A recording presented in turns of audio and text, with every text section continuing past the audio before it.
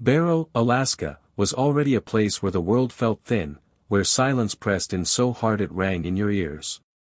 Even before the long night arrived, the town lived on the edge of darkness, balanced between cold and isolation like a held breath that never quite released. The sun skimmed the horizon in weak, slanted arcs, never rising high enough to warm anything, never staying long enough to be trusted. People pretended they were used to it. They joked about it in the grocery store aisles, under flickering fluorescent lights. They joked about it at the diner, hands wrapped around chipped mugs of coffee that tasted like burnt metal. They joked because saying the truth out loud, that something felt wrong this year, would make it real. Sheriff Eben Olson noticed it first in the animals. The dogs began howling days before sunset vanished completely. Not the usual restless barking or territorial noise, but long, hollow cries that rose together at night, as if responding to something only they could hear. The sled dogs strained against their chains, eyes fixed on the frozen horizon, bodies trembling with fear and fury. When Eben approached, they shrank back, teeth bared, not at him, but at the darkness behind him. That was when the power station was sabotaged. It happened quietly. No alarms. No explosions. Just a sudden, rolling blackout that swallowed the town street by street. One moment the sodium lamps buzzed weakly over the snow-packed roads, the next they died, leaving Barrow wrapped in a darkness so complete it felt solid. Flashlights flicked on in windows. Generators coughed to life. Nervous laughter followed. Then someone screamed. The scream cut through the cold air like a blade, sharp and sudden, then abruptly silenced. Eben was already running before his radio crackled to life with panicked voices talking over one another. Reports came in fragmented, breathless, a body near the edge of town, blood in the snow, something moving too fast to see clearly. By the time Eben arrived, the street was empty. There was blood, though, dark against the white ground, already freezing, already becoming part of the landscape. No tracks led away from it. No signs of a struggle. Just a trail that ended as if whoever, or whatever, had vanished into the night itself. That night, the sun did not rise. At first, it was subtle. A grayness lingered where dawn should have been, a dim suggestion of light that never strengthened. Hours passed. The sky darkened instead of brightening. Clocks ticked. Radios murmured. And slowly, an unease spread through Barrow like a sickness. The long night had begun. Inside their homes, people whispered. Parents locked doors and pulled children close. Candles were lit and counted carefully, flames small and fragile, precious beyond measure. Every window became a potential weakness. Every shadow seemed deeper than it should have been. And in those shadows, something moved. They came from the frozen wilderness, emerging like stains bleeding through snow. Tall, thin shapes at first, mistaken for tricks of the eye, until they stepped into the weak glow of a generator-powered streetlight. Pale skin stretched tight over sharp bone. Eyes black and empty, reflecting light like dead glass. Smiles too wide, filled with teeth that did not belong to anything human. They did not rush. That was the worst part. They walked through Barrow like they owned it, like they had been waiting patiently for centuries for this one perfect month.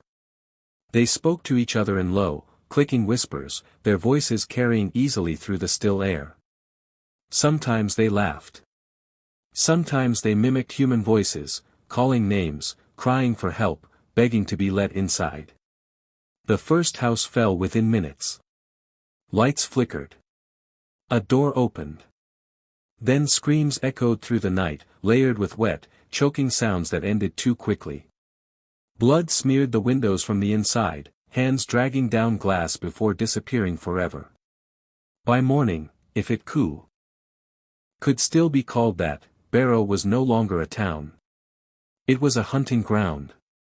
Eben and the few survivors who understood what was happening barricaded themselves inside the station, rationing food, counting bullets, and marking the walls with desperate plans that grew less hopeful by the hour.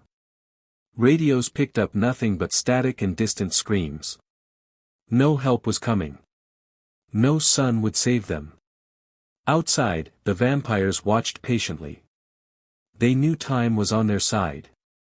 30 days. 30 nights. And when darkness falls, the night is theirs. By the second day without sunlight, Barrow began to feel alive in the wrong way. The darkness no longer felt empty. It felt occupied. Eben noticed it first when the station went quiet.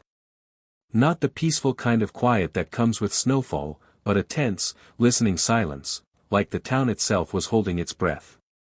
Even the wind seemed reluctant to move, whispering only when it had to, rattling loose signs and frozen wires like nervous fingers tapping against glass.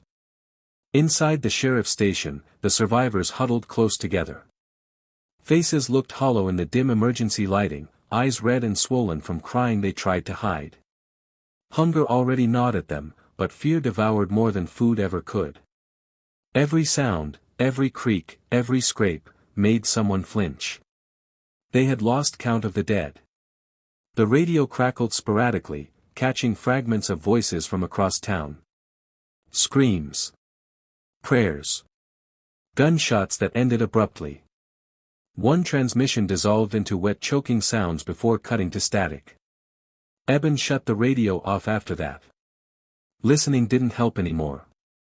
Stella sat near the back wall, knees drawn to her chest, clutching a flashlight like a lifeline. She hadn't spoken in hours. Her eyes stayed fixed on the door, as if expecting it to breathe. Because sometimes, it did. A faint sound drifted through the station walls, slow, deliberate breathing. Not human. Too controlled. Too patient. It came and went, as if something outside was pressing its face close to the building, inhaling deeply, savoring the scent of fear leaking through cracks and vents. "They're listening," one of the townsmen whispered. No one argued. The vampires didn't attack constantly. That was another cruelty. They hunted in bursts, appearing suddenly, violently, then vanishing back into the dark. It kept the survivors on edge, unable to rest, unable to think clearly. Sleep became dangerous. Dreams blurred too easily into reality. At a nearby house, a family tried to wait it out. Eben saw it through binoculars from a boarded window. The father had nailed planks across every entrance. Candles burned in each room, tiny islands of light in the black sea outside. For hours, nothing happened. Hope crept in, fragile and foolish. Then the voices started. A woman's voice called from outside, sobbing, begging to be let in. The father shook his head, pressed his back against the door, tears streaming down his face. The voice changed, deepened, became mocking. It began listing the children's names, describing the color of their blankets, the shape of the scar on the boy's knee. The knocking followed. Slow. Polite. Relentless. The candles went out one by one. Eben turned away before the screaming stopped. By the third night, the vampires became bolder. They tested defenses, probing with stones, with bodies, with laughter. They dragged metal across walls just to hear the sound. Sometimes they stood in plain sight, illuminated by generator lights, grinning openly, daring someone to shoot. When bullets were fired, the creatures scattered, only to return minutes later, amused, unharmed. They wanted the people to waste ammunition. They wanted desperation. Inside the station, food supplies dwindled faster than expected. Stress made people eat without thinking, hands shaking as they tore open cans they might need later. Arguments erupted over rationing. Over leadership. Over whether it would be better to try to run for the airstrip or stay hidden in hope. Hope was dying fastest of all. That night, the vampires sent a message. They left a body outside the station doors. It was nailed upright to a light pole, head tilted at an unnatural angle, eyes frozen wide in terror. The chest had been carved open with surgical precision, ribs spread like a grotesque offering. Written in blood across the frozen snow beneath it was a single word. Come out. Stella vomited. Someone else began to pray. Eben stared at the corpse until his vision blurred, until rage and helplessness fused into something cold and sharp inside him. They weren't just feeding. They were playing. As the hours crawled by, the survivors began to notice something worse than the attacks. The vampires were learning. They studied human routines. They mimicked human behavior better each time. Their voices grew more convincing. Their movements less feral, more deliberate. They understood fear. They understood weakness. And somewhere in the dark, something ancient watched Barrow slowly unravel, confident that by the time the sun returned, if it returned at all, there would be no one left alive to see it. The walls continued to breathe. And the night pressed closer. By the fourth night, Barrow no longer felt like a town under siege. It felt like a mind being slowly peeled open. Sleep came in fragments, minutes stolen while sitting upright, backs against cold walls, weapons clutched in numb hands. When people did sleep, they woke screaming, convinced fingers were brushing their faces, convinced teeth were already sinking into their throats. No one dreamed of safety anymore. Every dream ended in darkness and blood. Eben realized something terrible while watching the street through a cracked window. The vampires were organizing. They moved differently now. Not in scattered packs, not in careless bursts of violence. They took positions. They communicated with subtle sounds, clicks, murmurs, sharp whistles that echoed unnaturally far in the still air. One would move, the others would adjust, like predators circling prey that had nowhere left to run. They weren't starving. They were studying. A generator failed on the west side of town that night. When the lights died, panic followed instantly. Eben watched as survivors poured out of a building, running blindly into the dark, clutching flashlights like charms against death. The vampires waited. They let the humans run for almost a full minute, long enough for hope to ignite, long enough for hearts to lift. Then the shadows moved. It happened so fast it barely registered as violence. Bodies were yanked backward into the dark. Flashlights spun across the snow before going still. Screams were cut short, replaced by wet sounds and low, satisfied murmurs. When it was over, the street was empty again. Clean. They're thinning us out, Stella whispered. Not all at once. Just enough. No one answered her. No one needed to. Inside the station, cracks began to form, not in the walls, but in people. One man insisted the vampires weren't real, that it was mass hysteria, that they were killing each other in the dark. He tried to leave, shouting that he'd prove it, that he wasn't afraid. Eben. Prove it, that he wasn't afraid. Eben tackled him before he reached the door. The man sobbed afterward, shaking violently, repeating the same sentence over and over. I can't hear them breathing anymore. That night, the breathing stopped. And that was worse. The silence outside became absolute, pressing against the station like a physical weight. No footsteps. No voices. No movement at all. Just endless black and the faint hum of emergency lights. Something was coming. It began with the knocking. Not frantic. Not violent. Measured. 3 slow taps against the metal door. Everyone froze.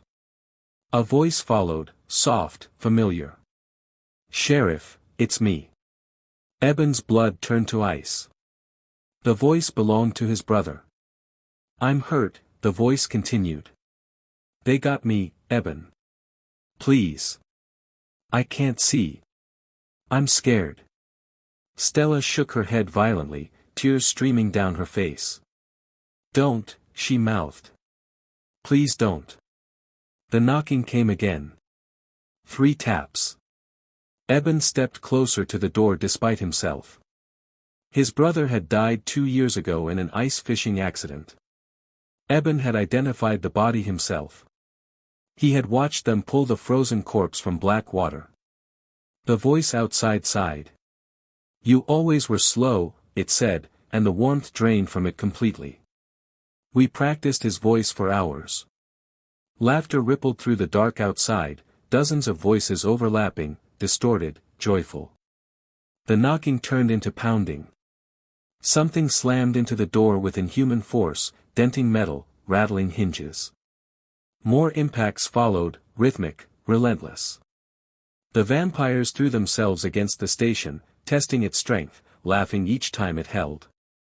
"Let us in," they sang together. "You're tired. You're cold. You're already dead." A window shattered. Then another. Gunfire erupted inside the station, bullets tearing into darkness but hitting nothing solid. Shapes flickered past broken glass, too fast, too wrong. Hands reached in, pale and clawed, grasping for anything warm. They retreated only when the generator sputtered dangerously low. The vampires withdrew into the dark, satisfied. They had learned something important. The station would not break easily. But the people inside it would. As the survivors patched wounds and boarded shattered windows, Eben understood the truth settling heavily in his chest. This wasn't a siege meant to be won quickly. It was a long experiment. And Barrow was the subject. The darkness stretched on endlessly. And the vampires smiled, knowing exactly how much time they had left to make the humans beg. By the sixth night, hunger became louder than fear. It started as a dull ache, easy to ignore while adrenaline still burned hot in their veins. Then it sharpened. Turned hollow. Turned mean. Stomachs cramped so hard people doubled over in silence, afraid even pain might draw attention from the dark outside. The cans of food stacked in the station's back room shrank day by day, the labels peeling, the metal cold and accusing. People began to watch each other eat. Every bite was counted. Every swallow noticed. Eben enforced rationing with a voice that sounded steadier than he felt. Half portions. 1 meal a day. Water measured carefully, snow melted and filtered until it tasted faintly of rust. Some accepted it with numb obedience. Others argued. A few cried quietly while chewing, as if mourning something already lost. Hunger stripped away civility. A woman accused another of stealing food. The accusation turned into shouting, then shoving. Eben had to pull them apart at gunpoint, his hands shaking as much as theirs. Later, he found the missing can wedged behind a radiator, forgotten. No one apologized. Trust was dissolving. The vampires noticed. That night, they changed tactics again. They left food. A crate appeared outside the station at some point during the endless dark, placed neatly in the center of the street. No blood. No bodies. Just a wooden box, its lid slightly open. Inside were canned goods. Fresh. Unfrozen. And beneath them, a note. Eat. We want you strong. No one touched the crate for hours. They watched it through binoculars, waiting for a trap. Waiting for movement. Nothing came. The darkness remained still, patient. They're messing with us, Stella whispered. They want us to go out, someone else said. Eben knew the truth was worse. They wanted them to choose. Hunger gnawed harder as the hours passed. People stared at the door. At each other. At the empty shelves. Finally, one man volunteered to retrieve the crate. He wrapped himself in layers. Tied a rope around his waist, and stepped into the dark while the others held the line from inside. For 30 seconds, nothing happened. Then the rope went slack. They dragged it back in. The rope was cleanly severed. They never found the man. The crate was gone by morning. After that, people stopped talking about rescue. Hope had been a fragile thing, and now it finally shattered. Sleep deprivation twisted thoughts into something sharp and dangerous. People snapped at shadows. Flinched at the sound of breathing that wasn't there. One survivor claimed the walls were bleeding, dark streaks seeping from cracks in the concrete. When Eben checked, there was nothing. The survivor cried anyway, convinced the station was rotting from the inside out. Maybe it was. The vampires began leaving bodies again, but different this time. Not mutilated. Drained. They arranged them carefully in the streets, posed like sleeping townsfolk frozen mid-step. Eyes open. Mouth slack. Skin gray and thin, stretched too tight over bone. It was surgical. Intentional. A message. This is what hunger does. Inside the station, someone suggested the unthinkable. What if we used them, the man whispered, eyes darting around. They're dead. We're dying anyway. Silence swallowed the room. Eben felt bile rise in his throat. No. But the idea had already taken root. Hunger warps morality quietly. It whispers justifications. It convinces you that lines were meant to blur when survival is at stake. Eben saw it in their eyes, the calculation, the shame, the desperation. That was when the screams came from the holding cell. One of the survivors had locked himself inside earlier, claiming he felt safer behind bars. Now he thrashed violently, slamming into the door, clawing at his own skin. Veins bulged black beneath his pale flesh. His teeth elongated as bones shifted with sickening cracks. He hadn't been bitten. He had been fed. The vampires had slipped tainted blood into the food supply days ago. Patient and clever. Now they watched through broken windows as the transformation took hold, as the man's humanity screamed its last before being drowned in something older and crueler. Eben put him down himself. The gunshot echoed louder than anything else that night. Afterward, no one spoke. The station smelled of blood and fear and something rotten beneath it all. Outside, faint laughter drifted through the dark. The vampires had proven their final lesson. Light could fail. Food could be poisoned. Trust could be broken. And soon, the survivors would learn the worst truth of all. The darkness didn't just create monsters. It revealed them. By the 9th night, the survivors stopped asking what day it was. Time had dissolved into an endless stretch of black hours punctuated by fear. Clocks still ticked, but they meant nothing. Without the sun, without routine, without hope, the mind drifted, unmoored, searching for patterns where none existed. People began counting breaths instead of minutes. Some counted heartbeats. Others stopped counting altogether. The station felt smaller. Not physically, though the walls did seem to lean inward, but psychologically. The air grew stale and heavy, thick with the metallic tang of old blood and unwashed bodies. Every sound echoed too loudly. Every movement felt watched. Even when no vampires were visible, everyone felt eyes on them, measuring, waiting. Eben knew the feeling wasn't paranoia. The vampires were always there. They no longer hid completely. They lingered at the edge of vision, silhouettes standing just beyond the reach of light. Sometimes they pressed their faces to the windows, features distorted against the glass, mouths stretched into silent, delighted grins. They didn't attack right away. They observed. Like scientists. That was when the radio came back to life. A clear signal. No static. No distortion. "This is Anchorage Command," a calm voice said. "If anyone in Barrow can hear this, respond immediately." The room froze. Stella dropped her flashlight. Someone sobbed. Eben lunged for the radio, fingers trembling as he keyed the mic. "This is Sheriff Eben Olson," he said. His voice cracked despite his effort. "We're alive. We're under attack.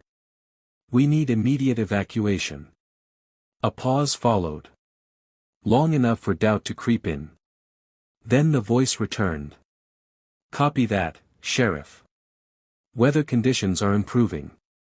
We're preparing a rescue window. Hold your position. Hope detonated in the room. People laughed hysterically. They hugged. Some fell to their knees, thanking a god they hadn't believed in days earlier. Even Eben felt it, a fragile warmth spreading through his chest, a dangerous thing he hadn't allowed himself to feel since the first night. The vampires heard it too. They came immediately. The station lights flickered as something slammed into the roof.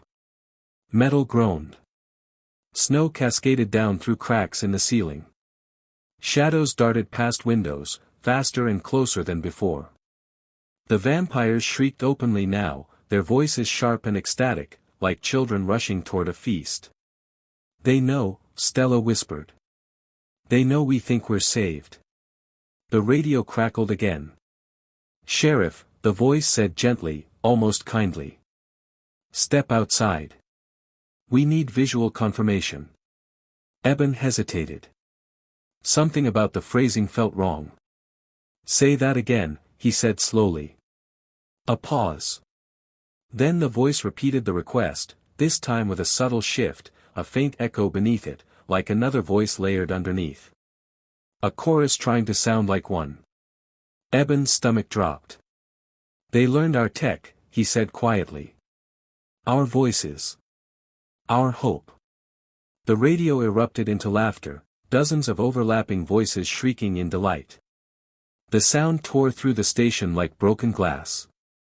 People screamed and covered their ears as the speakers distorted, cracking under the volume. "Run," the voices howled. "Run to the sky." The roof collapsed. A vampire burst through in a spray of snow and splintered metal, landing in the center of the room with impossible grace. Its mouth split wider than anatomy allowed, teeth glistening, eyes shining with hunger so pure it bordered on religious. The station exploded into chaos. Gunfire lit the dark in frantic flashes. Bullets tore through bodies that refused to fall. Vampires poured in from every direction, windows, vents, doors ripped open like paper. They moved like living shadows, fluid and relentless. Eben fought blindly, dragging Stella toward the back exit. People fell around them, screams cutting off mid-syllable. Blood sprayed across the walls, steaming faintly in the cold air. The vampires fed openly now. Tearing into flesh with ecstatic abandon, no longer pretending patience.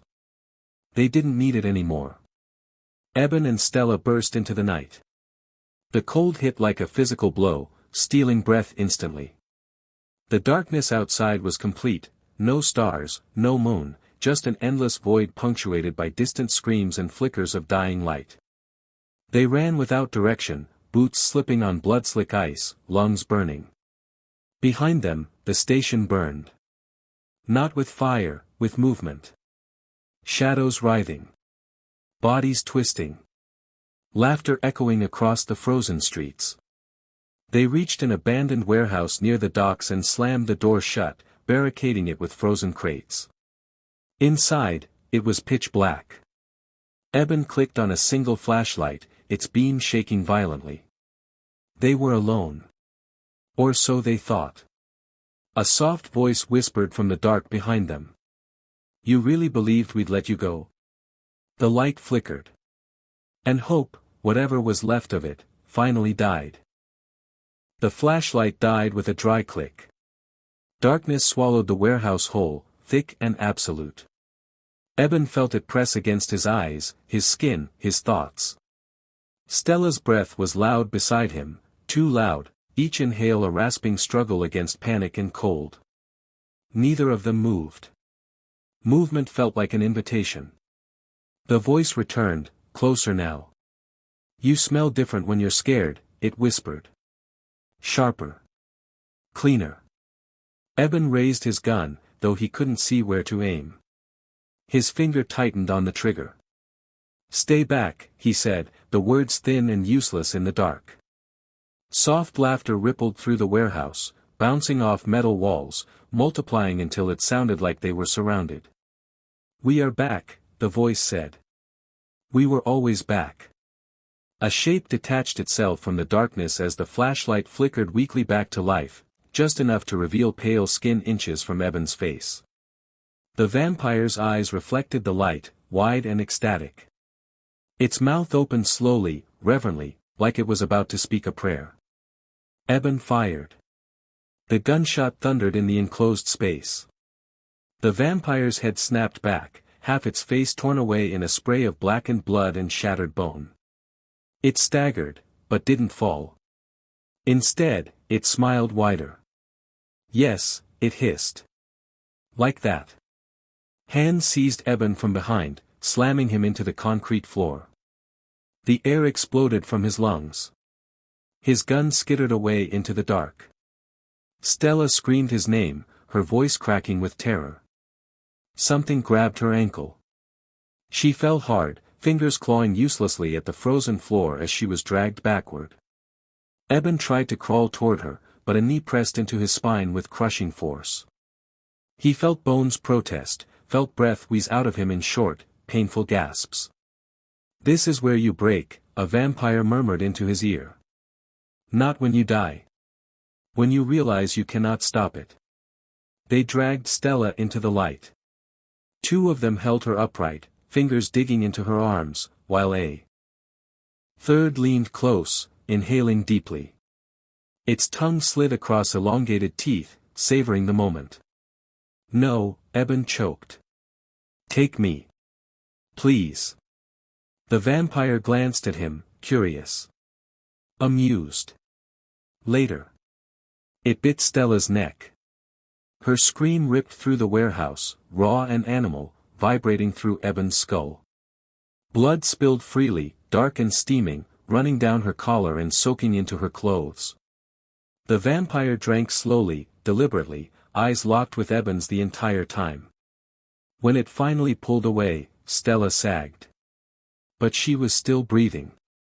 "Not yet," the vampire said. "We want you to watch what comes next." They fed her blood. Eben watched helplessly as they pressed a wrist to her mouth, forcing blackened veins against her lips. She tried to turn away, gagging, sobbing weakly, but hunger and instinct took over. She swallowed. Her body convulsed. The change came faster than before. Her spine arched violently, bones cracking loud enough to echo. Her scream warped into something deeper, more feral. Veins crawled beneath her skin like living things, darkening, spreading. Her eyes snapped open, pupils dilated until no white remained. Eben screamed her name. She didn't respond. The vampires stepped back, watching with reverence as Stella collapsed to her knees, gasping, shaking, blood dripping from her mouth. When she looked up again, her gaze passed over Eben without recognition. Then she smiled. Eben felt something tear loose inside his chest. "That's love," one vampire said softly. "It makes it hurt more." They left him alive. That was the final cruelty. They vanished into the dark, taking the others with them, leaving Eben alone with what Stella had become. The warehouse felt impossibly large now, shadows stretching and breathing around them. Stella rose slowly, movements jerky and unfamiliar, like she was learning how to use her body again. She tilted her head, listening. "You're loud," she said. Her voice wasn't hers anymore. It was layered, her tone wrapped around something ancient and hungry. "Your heart is screaming." Eben backed away until his shoulders hit the wall. Tears burned his frozen cheeks. "Stella, please." She paused. For a brief, agonizing second, something flickered in her eyes, confusion, pain, memory. "I tried," she whispered. Then she lunged. Eben ran. He burst out of the warehouse into the endless night, sprinting blindly through frozen streets slick with blood and ice. Behind him, Stella moved faster than humanly possible, her laughter echoing softly, heartbreakingly familiar. "You can't hide from me," she called. "Not anymore." Eben didn't stop running. He ran because it was all he had left. And as he ran, he finally understood the vampire's greatest truth. Death wasn't the worst thing waiting in the dark. Survival was. Eben ran until his lungs shredded themselves into fire. The town blurred into jagged shapes, burned-out buildings, overturned vehicles frozen mid-escape, streets painted dark with old blood that never fully froze. His boots slipped. He fell. He got up again. The cold clawed into his bones, but terror kept him moving, kept him alive longer than mercy ever would have. Behind him, Stella followed. She didn't rush. That was the sound that finally broke him, not footsteps pounding in pursuit, not snarls or shrieks, but the calm, unhurried rhythm of something that knew it would catch him eventually. Her voice drifted through the dark, carried effortlessly across the frozen air. "You always ran like this," she called softly. "Head down. Never looking back." Eben stumbled into the old oil depot at the edge of town, forcing the rusted door shut behind him. He barricaded it with a pipe, his hands numb, movements clumsy. The interior reeked of fuel and rot. Darkness pressed in from every corner. He slid down against the wall, sobbing silently. This was it. The radio at his belt crackled suddenly, loud in the quiet. "Sheriff Olson," a voice said. Eben froze. Not a vampire's chorus. Not mockery. One voice. Human. Thin, exhausted, but real. "This is Anchorage Command. We have a visual on Barrow. Repeat, this is not a drill. We are inbound." Eben laughed, a broken, hysterical sound. Tears streamed down his face. "You're too late," he whispered. "God, you're too late." "Negative," the voice replied. "We need one thing from you." A pause. "Sunrise is coming." The words didn't make sense at first. Then Eben remembered. Fuel. Explosives. The old contingency plans buried in town records, measures deemed too extreme, too destructive to ever use. He looked around the depot, eyes adjusting, seeing the barrels stacked along the walls. Enough volatile material to light the sky itself. Outside, Stella's breathing stopped. She stood just beyond the door. "You hear it too," she said quietly. "The lie." The door creaked inward under her touch. "They always promise sunrise," she continued. "But the night doesn't end. It feeds." Eben rose on shaking legs, gripping a flare gun he'd found near the wall. His hands trembled violently. "I'm sorry," he said, to Stella, to Barrow, to himself. She stepped inside. Her face was still hers, and that was the cruelest part. Her eyes were black now, her smile too sharp, but beneath it all was the woman he loved, the woman who had laughed with him in the light. For one terrible second, she hesitated. "Eben," she whispered. "Please." He fired the flare. Red light exploded through the depot, igniting the fuel-soaked air in an instant. Heat roared outward, a living thing, devouring everything it touched. Stella screamed, not in triumph, not in hunger, but in pain. Real pain. The explosion tore through Barrow like a second sun. Fire swallowed the streets, raced across rooftops, climbed into the sky.